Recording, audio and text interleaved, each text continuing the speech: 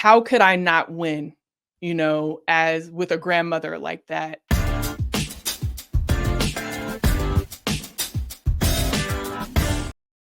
Hello, everybody. Welcome to We Need to Talk Now, presented by AT&T. I am Ashley Nicole Moss, and as always, I got my girl Alicia Jay with me. What's up, Alicia? What's up, Ashley? I'm excited for today's episode. These are going to be fun. You should be. Before we get into what today's episode is all about, Alicia, some housekeeping. Listen, we have a lot of good things, including the interview we're going to have today, coming down the line. So you want to like, subscribe, do all of the things that keep you in this world of We Need to Talk Now, because as soon as we drop these episodes, we want you to be in the conversation. So make sure that you subscribe on YouTube and that anywhere you listen to your favorite podcast, you also follow us on there, because when we drop those episodes, you're definitely going to want to hear them. We also have this QR code right here. So go on ahead, you can just tap in with this, and all the information is right there for you to follow We Need to Talk Now, presented by AT&T. So we want to be tapped in, so tap in with us. So I love how you foreshadowed this interview by saying it's an interview you don't want to miss. And the reason she feels like that, even more so than she normally does, is because today's interviewee is Miss Alicia Jay herself. Yes, that is right. We are going to be doing things a little bit differently now that sports is kind of subsiding and we have some gaps and windows to do some different things here on the pod. And we're going to interview each other each week. There's only two of us. So this week, we're going to go ahead and start with Miss Tall Swag herself. Well, and actually, I want to say something really clear. I'm not excited just because you're interviewing me. I'm excited because I feel like we've connected with you guys so much, like every week. And I think, getting to know us on like a deeper level is needed. I'm excited for them to, like, when I'm going to interview you in a future episode, I'm excited for them to get to know you more. So it wasn't just because, it's about me, even though I'm excited to talk. But, I'm really excited for all of us to get to know each other better. So with that said, we're going to get to know our girl, Alicia Jay, a little bit better starting right now. All right. You're in the hot seat, Alicia. You nervous? No, I'm good. It's a little warm, a little warm. So the first thing that I always find the most interesting about you is where you grew up. And that obviously is in the Portland, Beavertown area. Now, I've never been to Oregon. The fact that you just said Beavertown, it's Beaverton. Beaverton? Oh, shoot. But you know what? Actually, I like that you said that because it really is Beaverton. But I'll take Beavertown too. The way that, yes, Beaverton. It's where Nike is for everybody who's kind of having a question. Yes. Super interesting. One, the only West Coast places I've ever been is LA and recently Phoenix. I've never really ventured and explored Vegas, major spots or whatever. But obviously, Oregon it's a beautiful place from what I've seen. And to your point, Nike headquarters there. So many stars have come in and out, even if it's for a short window of time, Nike athletes. And I wonder if, one, growing up, you had an opportunity to visit Nike Town, and just being in those halls and anything like that, did it inspire you, being a tall girl yourself and just seeing the other fellow tall women who have come through those halls and have seen so much success in a plethora of different things? As a matter of fact, I worked at the Nike employee store when I was 16. So I had a coach. His name was Sam McCracken, and he actually is the head of the N7 line that's there now, the Native American line that they do amazing things. It's called the N7 Fund, and they have a line. I want to say it's like 2 times a year that helps fund the fund for Native Americans and getting Native Americans involved in sports. So it's a really phenomenal fun, but he was also one of my high school coaches, and he got a lot of us jobs at the Nike store. So oddly enough, that was that was the first time that I met Lisa Leslie. I always bring it back to Lisa, but tell that story. So I always tell Lisa this, and I told her this the first day that I was on set at We Need to Talk, is that Lisa Leslie saved my life. And when I was young, growing up in Beaverton, Oregon. Just to give you context, I was 6'3" in middle school. So I was very tall, always the head and shoulders above the rest. And also being one of 30 kids in my whole school district of color.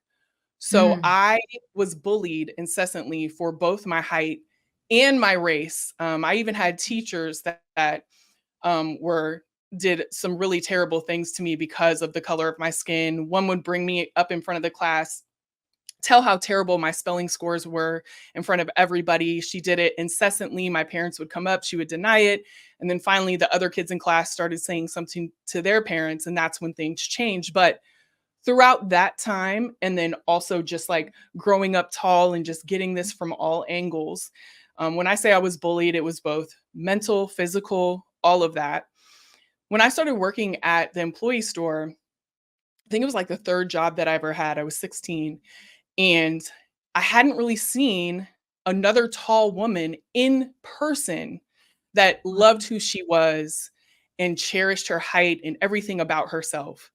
And I'd always loved Lisa Leslie, but when she came in to shop at the employee store, she said to me, "Wow, you're just as tall as I am." Like, it's awesome. It's beautiful. She expressed that in some ways. And I don't even think she remembers this, to be honest, but she doesn't need to, because that interaction literally helped me through some of the hardest times, hardest bullying, hardest depression that I ever had in my life. And it helped me to turn things around. So I'm not exaggerating. I trigger warning, I definitely had, thoughts of ending my life when I was young. And around that time, that influence definitely helped me out of some of the darkest moments I've ever had. So I did work at the employee store, and it did definitely, Yeah. save my life. Not just inspire me, but it saved me. Isn't it crazy how life comes full circle sometimes? And now Lisa Leslie is not only somebody who you work with so frequently and so closely on We Need to Talk, she's also a friend. You guys go to Liberty games and things like Yeah. that together. It's actually crazy how sometimes the universe puts people in your path for a reason.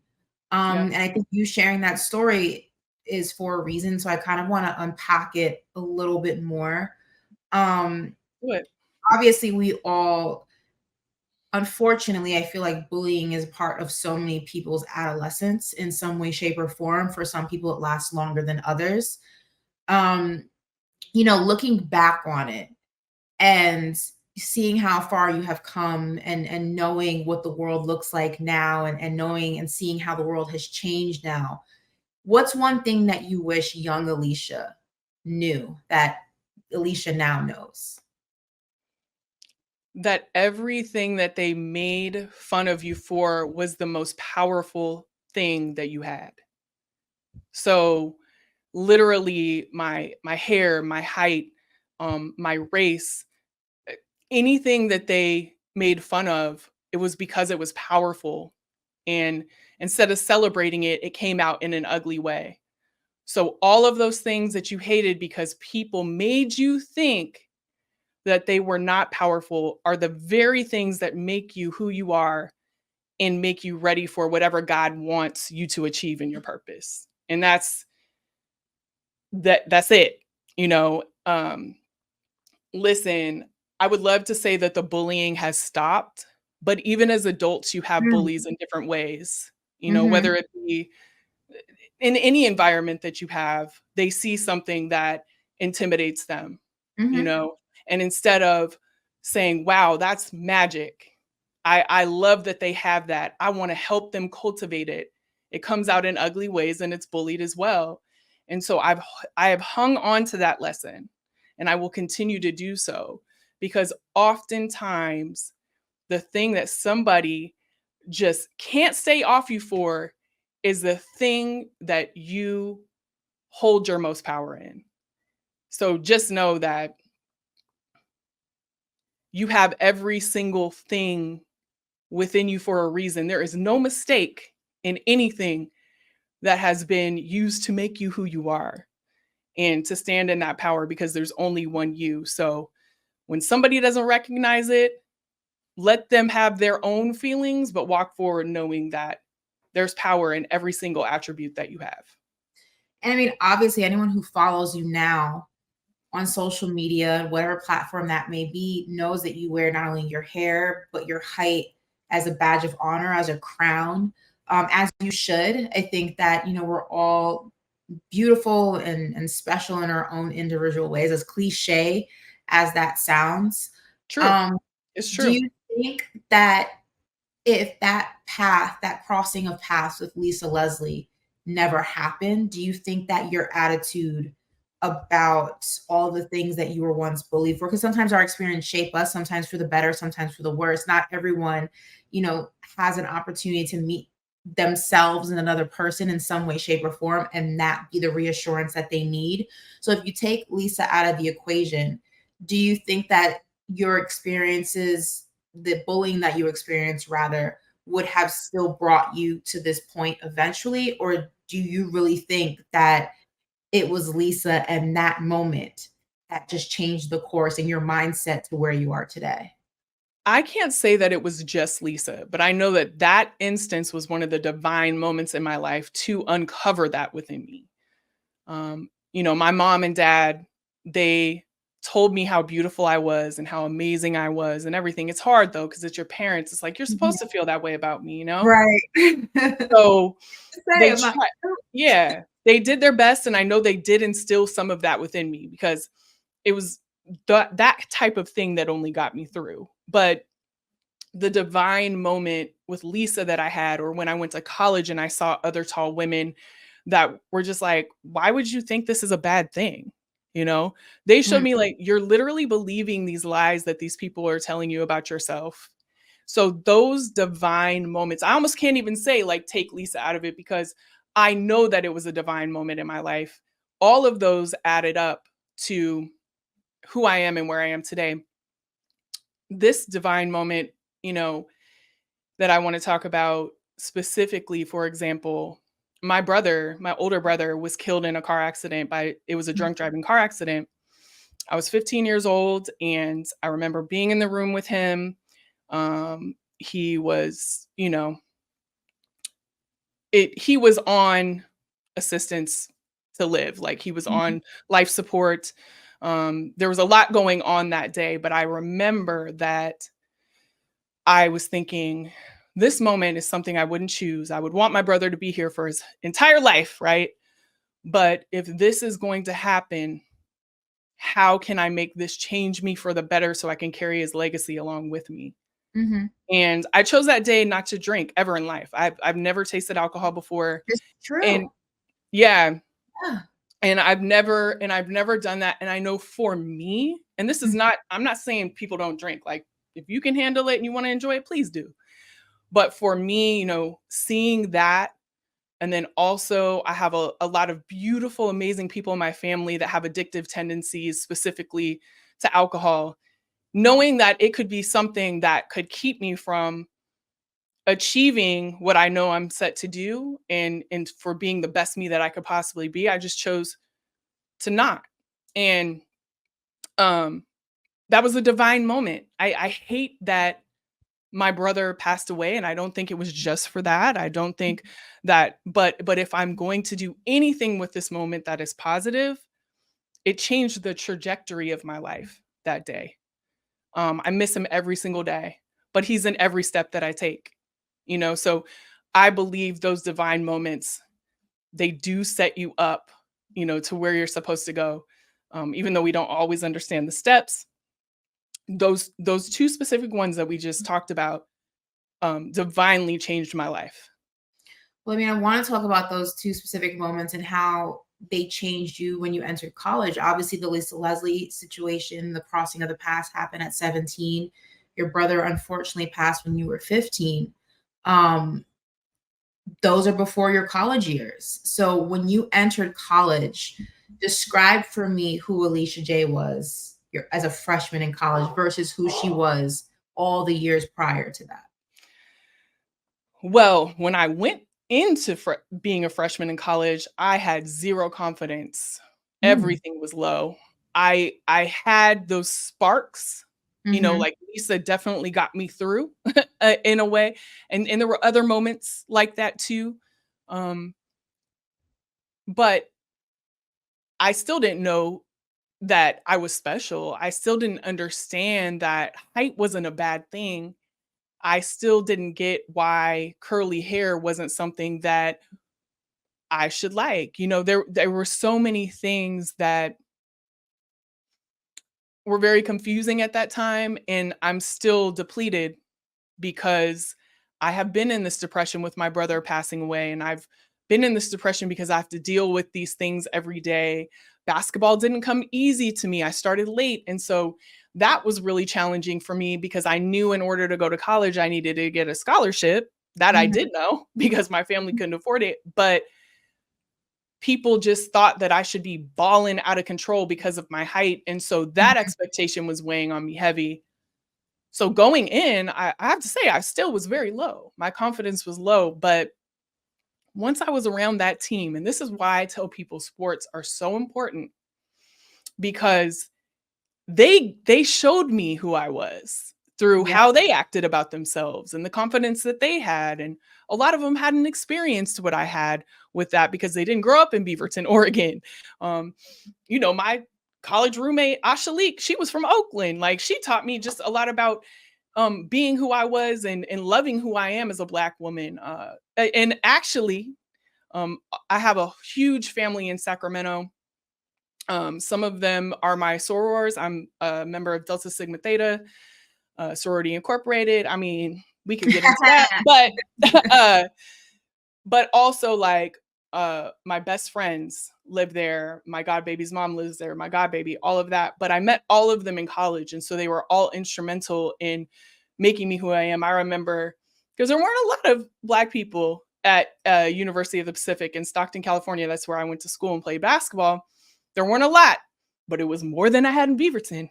So a lot of them were in shock because they were going from communities that were predominantly Black into Right. a predominantly white university. And I was excited because I had more Black people around me than I had ever had before. So, but yeah, that college experience, playing on that team, it was so much more than just a sport. It really, truly uncovered who I am and fortified who I am and made me who I am today. I think it's safe to say that, college changes people for the better or sometimes for the worse. I'm Mhm. always on the more optimistic side, and I think that a lot of people find who they are in college, find what they need to change, or what they need to celebrate. And I'm glad to hear that that kind of was your experience. It made you love yourself more, even if it was through the eyes of other people to initially begin with, and until you can see those things in yourself. And you then had the confidence to enter a different world, and that is a predominantly male world when we talk about the world of sports. And it is also a industry that has changed a lot since you first got involved with it and got into it. What was it about the world of sports, from more of a directing side, from a business side, from the marketing side, that intrigued you? Obviously, the WNBA wasn't something that was in the cards for you, as it is for a lot of athletes. Unfortunately, as we know, we've talked about on this show, not everyone can go ahead and be a Diana Taurasi or a LeBron James. It doesn't happen for all of us. So was it about staying close to the world of sports in any way that you could, or was there something else that was drawing you in? I have to give this credit to college as well, because how I started to see that you could even work in sports, because I don't think that's something, especially back when I started, that was talked about enough. Right. There was so much emphasis on the actual play that it was like, no, you can actually have a career in this too. After I graduated with my master's, because I redshirted, so I had 5 years that I played, had some injury, but I got my master's out of it, which was amazing. I went back to UOP after a year off, and oddly enough, I worked at Michael's Arts and Crafts, girl, and that's a I whole love nother that store. story. No, I Mm, love that store too, but when you have people saying, "What are you standing on all day while you're checking them out?" Like, crazy. it's not the business. But I did help a lot of people get stuff off the top shelf, but that's neither here nor there. But I took a year off after playing, I contemplated, going overseas. It just wasn't for me. And I worked at Michael's Arts and Crafts, and a GA position opened up at Pacific, and it was in athletic marketing and promotion. And so I went back and I started taking doctorate classes because I already had my master's. So I kind of went to the next level, and I did not just me there, obviously there was a team, Right. but I worked in marketing and promotions for all of the sports. So, at a smaller school, it wasn't just the marketing, but also we were doing the game operations, which is ultimately what I started working in. I just got to really work in every aspect of sport that you could on the college level.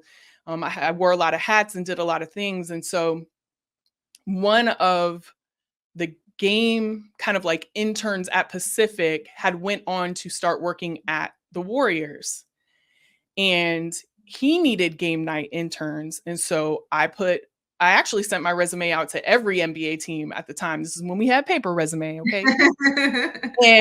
And I got some feedback. I got some good feedback, but nothing really concrete. And then he said, "Well, listen, I need a game night intern. So, do you want to come do that?" And so a lot of people don't know what that is. Every team needs extra staff on game nights to execute what they're doing. Mm-hmm. And still to this very moment, you can go on Teamwork Online. I'm sure there's other things, but that's what I was using back in the day. But I think it's still Yeah. a really active site. Yeah. Mhm. And you can get these game night internships working in PR, game operations, marketing, social, any of those things. So if you're looking for an internship, definitely look out for that in your city. But it really taught me working that where I wanted to go, what I wanted to do.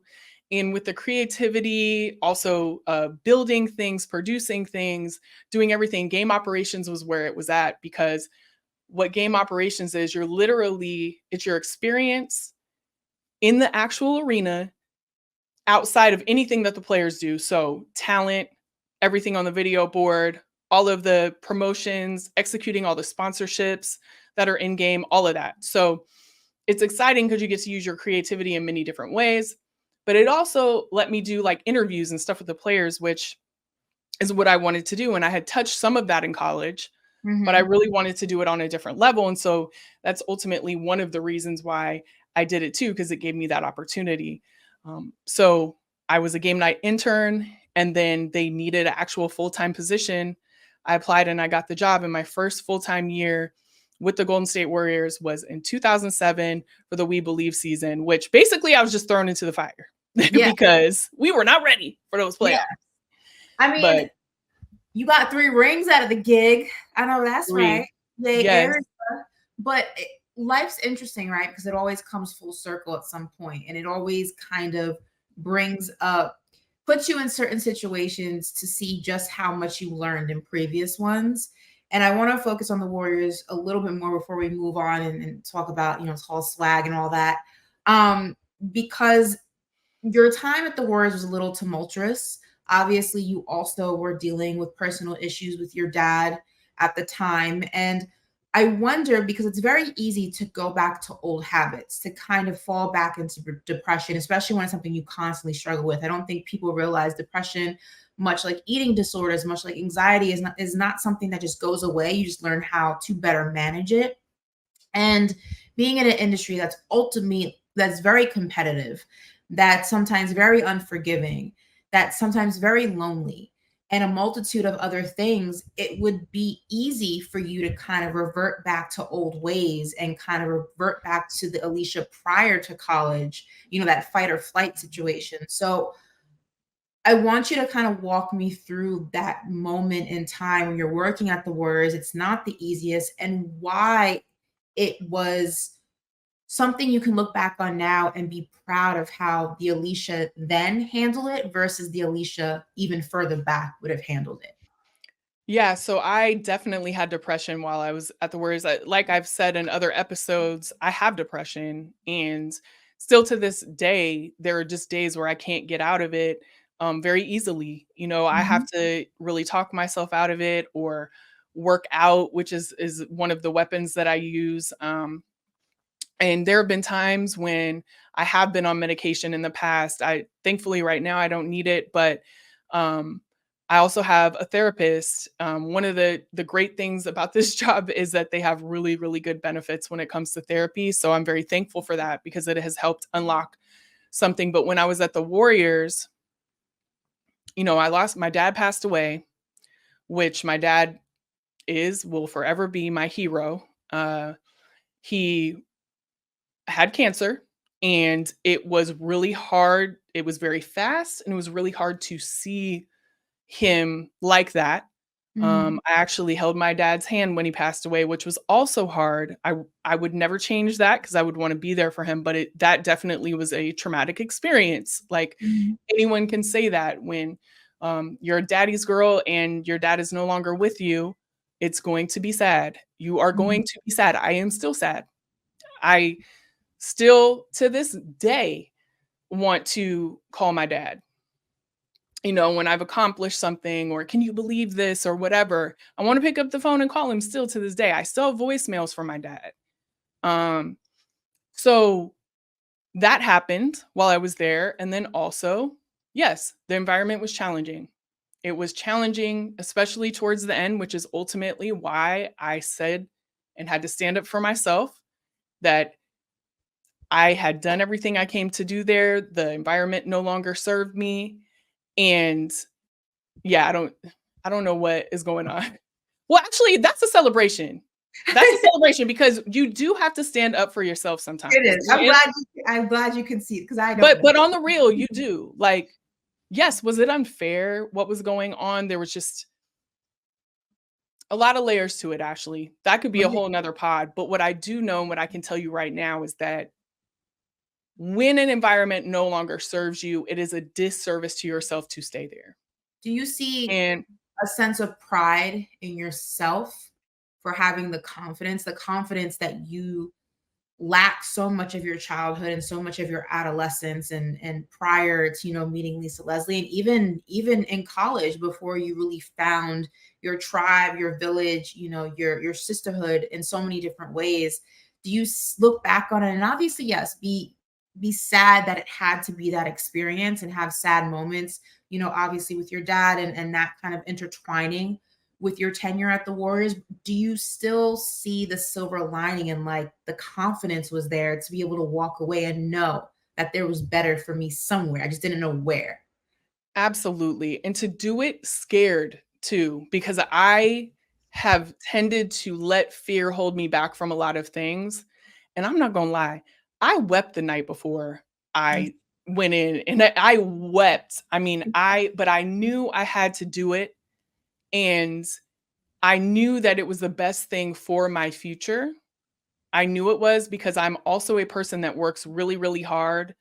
And even if I'm going through things, I will work really, really diligently and hard. And I would have continued to do that in the comfort of discomfort Mm. that we often have. It's like we're uncomfortable, but it's what we know, what we've been doing, what I don't want to say comes easy to us, but the pattern of what we're doing is what we're comfortable with, even though we're uncomfortable. So oftentimes we don't remove ourselves from those situations because it's what we know. It's what is safe because money is coming in, or you've always been that tall girl who works for the Warriors. There's a lot of identity stuff that goes into that. But at the end of the day, I knew that I wasn't walking in my purpose by staying in a place that no longer served who I was. And so I did it. And so, yes, to answer your question, I was proud of myself. I still am. And everything that I did, because look, it wasn't like I just jumped from that job to this job. Right. Okay. There was years, but a little over a year, I shouldn't say years, where, COVID was happening. So that Mhm. was hard. Um, I was on assistance, transparently. So I was getting help from the state to live. uh, and also I was working for Stitch Fix, which also was part of my healing. Let's be clear. I was at a part-time job for Stitch Fix. I was virtually styling celebrity clients. It came in right at the clutch, but it was one of the most healing experiences I've ever had because people wanted to hear what I had to say. They wanted to interact with me. There was value in what I was doing. We had a good time on these like virtual meeting chats. It made it healed a lot of the workplace trauma I had been through and just being like, you can work somewhere else. Or there are people who believe in what you have to say or validate you as a person who is creative, amazing, has good ideas, all of those things that you have, but it's Mhm. nice for them to be seen and heard. So even that, Ashley, when we go back to those moments, Yeah. that was a moment, and I had to get there to get here to get Mhm. to wherever I'm going. You know what I'm saying? Like all of it is connected, even the parts that you don't understand. I want to shift a little bit to just your overall womanhood and everything that comes with that. But first, just celebrate Tall Swag because you talk about that creativity. You talk about, sharing your story, and you talk about just owning your height and your hair and everything that goes with it. And anybody who follows the platform, my favorite, I talk about this from the pod all the time. My favorite is your TSA airport stories. They're absolutely hilarious. They're my favorite. I look forward to them whenever you travel. I don't think I got any this time around when you went to New York. So Child, I was tired. I was a I little was disappointed tired. about that. I'm not gonna lie. But I loved it. And now hearing the backstory, I love it even more because it's finding a humor and just ownership and the things that make you unique and beautiful and just inspirational. And you talk about all the other tall women that you have inspired and who reach out to you about tall. I kind of want you to talk about how it came about, why it came about, but even more so, what it means to be able to have something like this, knowing how much your height used to be something you absolutely hated about yourself. It came about because I needed me when I was young. Mm, I needed Tall Swag.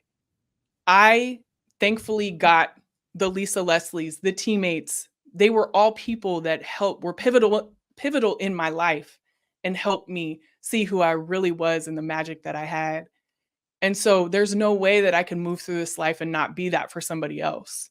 mm, And one of the powerful things of social media is that, yes, it can be a very ugly place, but it can also be a powerful tool to show people. It can also be a powerful tool to show people that they are not alone, that what they have might seem like it's not good, but it's beautiful in the eyes of so many other people that might not be around you. Um, and I just thought, I'm going to use this tool, and which ultimately is one of the reasons why I have this job too, because I taught myself a lot about social media through Tall Swag. But in addition, actually, I'm fully self-taught when it comes to self or social media. But in addition to that, the little girl, I told a story about a little girl when I was at Trader Joe's who came up to me and said, "I love your height." And she was just enamored by it. And I had a little conversation with her. That could be her pivotal moment. So if mhm, I can do that, or if I can be that, if God puts me in the position to do that, and I have a tool like social media to cultivate that with more people than we could ever do, that's what I'm going to do. And whether it be humor, through style, because it's really hard for tall women to find clothes, through dating stories about dating tall, because child, that's a whole nother story. you know, but the endless, I would say challenging things that can be about being tall, but knowing that it's all because you have this beautiful attribute that only 6% of the world has. That is what I wanted to show with Tall Swag. We're celebrating again Another because celebration. we already know that it's just beautiful. But anytime, I don't care what it is, you know, about who you are or uh, the individual attribute that is beautiful about yourself, whether height, hair, whatever it may be, it's just important that you celebrate it because there's somebody out there that may not understand what it's like to love that about themselves. So anytime I get to do that about height, and there's other things that make me who I am, but I do it because I needed it. when I was growing up. We keep celebrating. The balloons will Yeah. not stop on my end. I have no idea why this happens. Sometimes I watch First Take. This happens to Monica too, so I know I'm not alone. I don't understand, and I wish it would stop. But it is a cause for celebration. But I think Yes. also something that we spoke about when we first met, and you talk about dating and dating tall, and I just just being a woman in this industry. There's so much of yourself that you give up, and there's so much of your traditionalness that you are kind of forced to give up because of just the intensity and the demand and the dedication to just getting to where you want to be in this industry, that a lot of the traditional things that women our age, older, younger, are kind of doing are things that we don't really have the privilege of focusing on. And you've been very transparent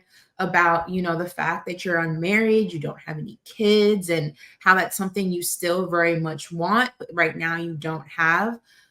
I want to ask you, because every time you hit a new decade, I know when I hit 30 and I was approaching that milestone, it's a cause for celebration, but I remember just being really sad too, like the months leading up to it, because everything I thought that I was going to have, I didn't have yet. And I almost felt like I focused so much and put all my eggs in just this education basket and this work basket, this career basket, that like, did I fail at all the other things in life? And I wonder, for you, hitting milestone 30 and then milestone 40, what was it like coming to terms that with each passing milestone, it looked different than what you anticipated it was going to look like? And where are you now with kind of accepting that?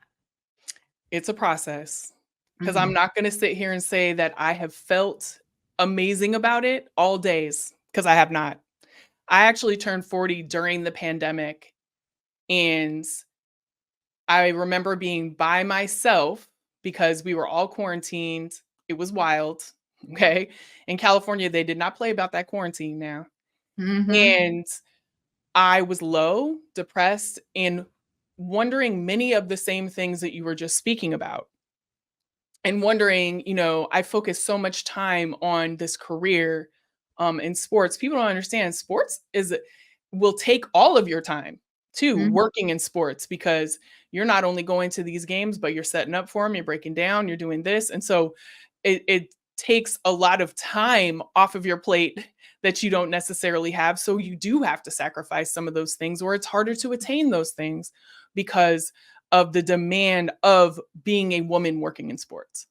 And you could say that about a lot of, I'm not just saying just sports in general. There's a lot of occupations that you could say that about, but since we're talking about our experiences, Mhm. yes, it's a thing. So did I feel great about it on my 40th birthday? Absolutely not. Will I probably have a moment 3 days from now? Yes, I will. But at the end of the day, I truly believe that everything that happens in your path happens for a reason. And I'm also not going to believe the lie that society tells you, that you have to be married by a certain age, that you have to have kids by a certain age, that you have to do all these things in steps, because that's not the case. That's an archaic way of thinking. Maybe back in the day, that was what was expected, but it's not the case now. I also did something like I froze my eggs, and I'm Mhm. actually thinking about doing another cycle, even though I highly suggest you do it the earlier the better. If you're thinking about doing it, that would just get your fertility health checked, and it'll give you a map as to what you should be doing with it. I think knowledge is power. So I would just tell anybody listening that if you have a question about your fertility, or want to know if you should freeze your eggs, or whatever the kit, or if you don't want to, or whatever, having that fertility health check just gives you all the knowledge you need to be able to create whatever path you want to. And but I did that because that helped me with the process. I'm like, if I do everything that I can do and move my feet in this area, and give me all the ability to do it, you know, through whatever process that I do, and it doesn't happen, then it wasn't meant to be, Mm. and but I'm going to do everything that I can, because it is something in my heart that I want. But if it doesn't happen, it's not meant to be, because I did everything I could do.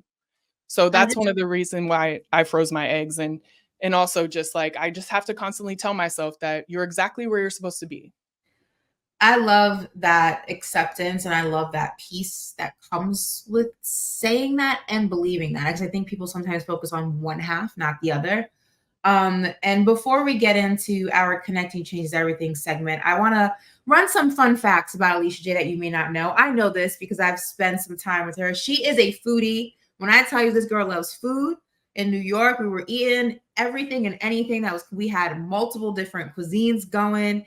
If you listen to the pod, you already know she loves her girl Ellie the elephant. That's her Oh, dog.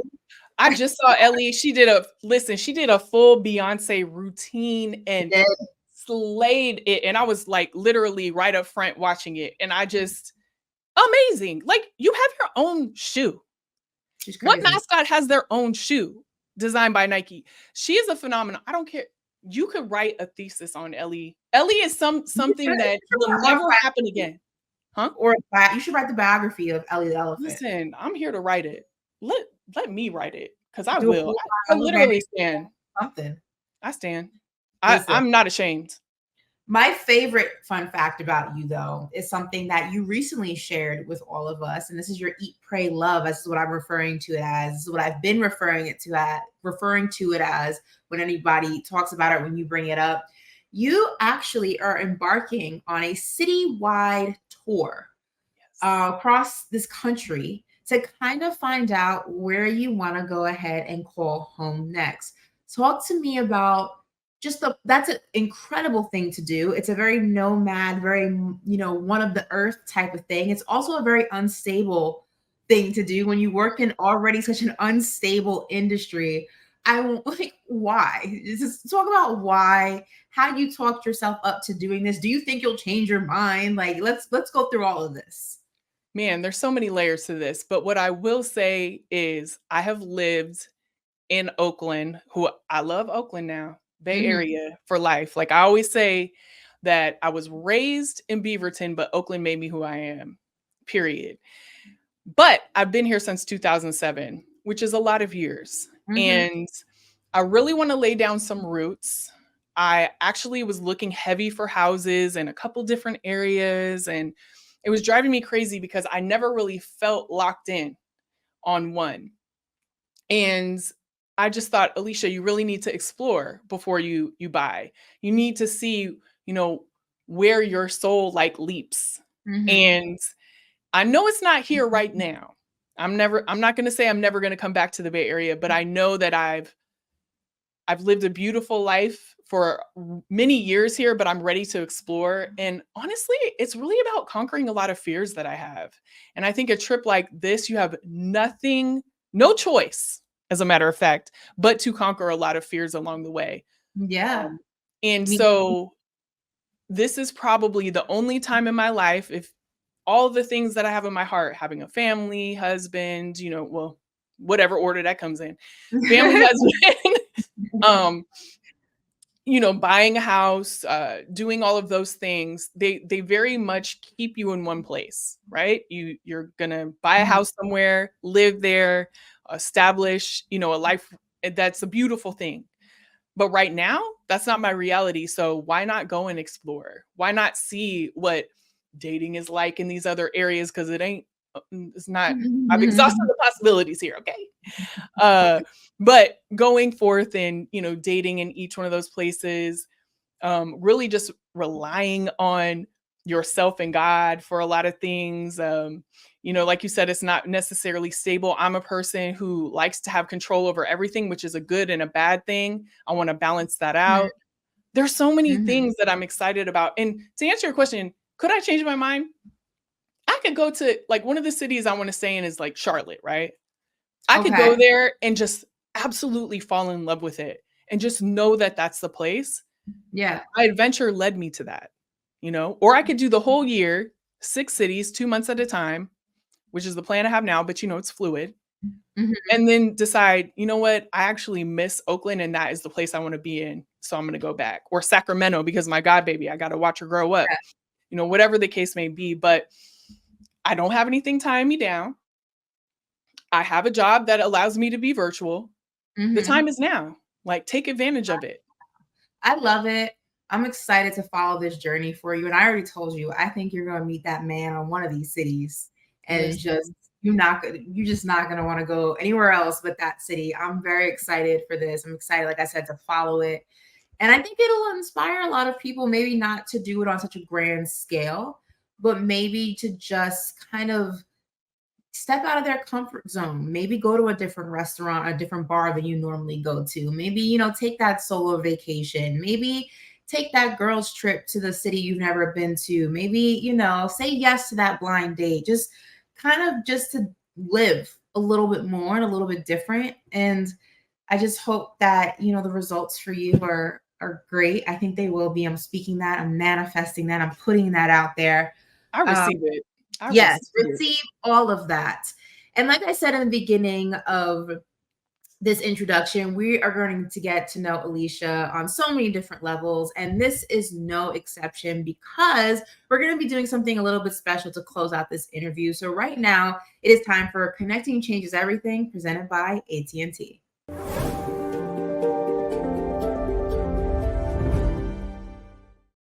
All right, so this week we're going to have you tell us about somebody who is a game changer to you, whether that's in your life, in sport, or a combination of the two. So the floor is yours. Well, I could not say this person because she literally I have her blood running through my veins. Oh, wow. Um, she has absolutely been a pillar in my life and will always be, even in death, right? Like she's around me all the time. I see little things everywhere about her. But my great grandmother, Victoria L. Freeman, whoo, Lord. I used to go over to her house all the time. We would share some sandwiches. She wasn't the greatest cook, let's be clear. I got that from her too. I got that from her too. But we would just share conversation. This was when I was little, but I just remember that, I did come from a strong Black woman because Victoria L. Freeman was a strong Black woman. She lived in Longview, Washington. And in Longview, Washington, she had my grandfather and then his brother, so my great uncle, uh, they integrated the schools in Longview, Washington. She brought them to the classroom that, was white only, sat them down because she was tired of the education that they were getting that was lacking. It wasn't, they weren't providing the best education for Black children in Longview, Washington. And she said, "You're not moving. You're staying here and you're going to learn." And it was the first time that that had ever happened. So she literally integrated the schools and she did so many things in Longview that were just groundbreaking and crossed, the barriers that were set around Black people in that area. She was actually Mother of the Year in Longview. There's a park named after her there. They actually just put up a plaque that had, monumental moments in her life in Longview. Um, and how could I not win, as with a grandmother like that, who showed me that no matter what, you should never back down.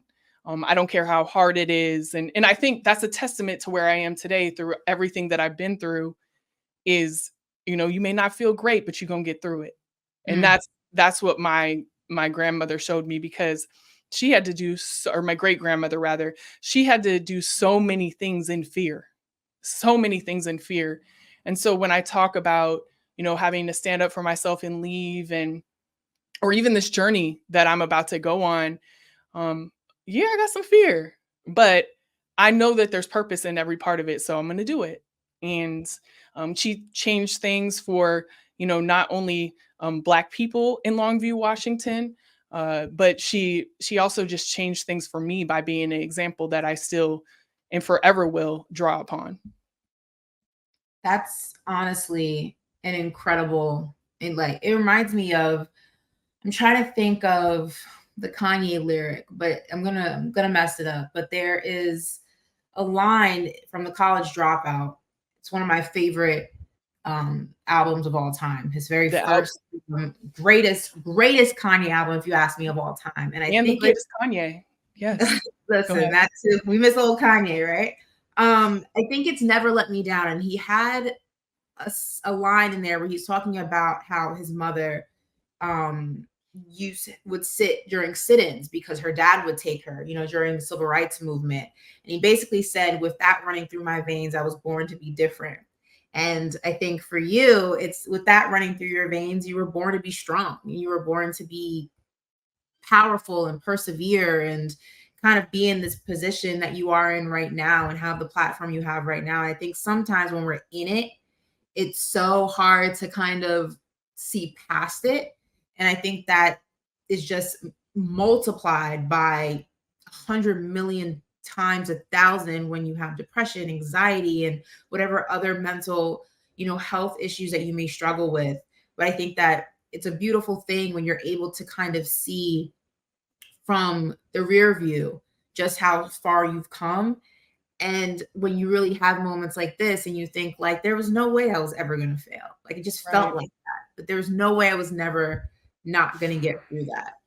And before we close out this beautiful conversation, I want you to describe your life thus far in a sentence, in a phrase, maybe like a chapter name, if this was like a book or a book title rather, because it's a book, not a chapter. How would you describe it? Growing a little bit taller every day. Ooh. Yep. That's how I would describe it, because growth isn't always easy. Growth can sometimes hurt, but it can also be beautiful. And if you're just looking at it upward and you're walking forward, even if it's an inch, you're growing a little bit taller every day. And that's what I would say, because like you said, there has been some challenges, depression, trauma, heartache. I mean, we could go on and on, but there's also been beautiful parts. Don't get it twisted now. Mm-hmm. Like seeing the birth of my god baby was like life-changing for me. There's moments where you're just like, God, thank you for putting me in this place at this very moment, because I know I'm supposed to be here. And he just gives you this wink, like it's good. Keep going. And so with everything that we live through in life, the good, the bad, and the ugly, we just need to keep growing a little bit taller every day. I love that. Listen, grow a little bit taller every day, and we're going to keep getting better every day. Alicia, I thank you for being so vulnerable, so open, so transparent. And I hope you all enjoyed this conversation and getting to know our girl just a little bit better. And definitely, if you have other questions, if you want to reach out about some of the resources that she may have used or just the path that she's taken, her DMs, her socials are all right here. Do not be afraid to reach out. Drop a comment if you've had a similar experience with depression, with anxiety, just anything that we spoke about today. And we also want to remind you before we close out that if you are experiencing any of those things, please reach out and get help wherever you can get it. Therapy, tell a friend, speak to a loved one, wherever you can go ahead and find comfort and resource. Please go ahead and do so. You are definitely not alone. There are so many of us who struggle with our mental health, whether it's lifelong, whether it's a period in our lifetime. So please do not be afraid to go ahead and speak out if any of the things that you heard today resonate with you in any way, shape, or form. And Emma, if we can go ahead and maybe drop just some of the hotlines and the websites that are available out there for people who are experiencing mental health, we'll go ahead and do that. And one of the strongest things, remember that one of the strongest things you can ever do is ask for help. There is nothing weak about it. That's what help is for. And it's also like, it's a moment that we all need at many points and times in our lives. So it's literally the strongest thing that you could ever do. Do not be afraid to do it. Do not be afraid to do it. And once again, we thank you guys so much for listening, and we'll be back next time. This was a very special edition of We Need to Talk Now, presented by AT&T. See y'all next week. Whenever.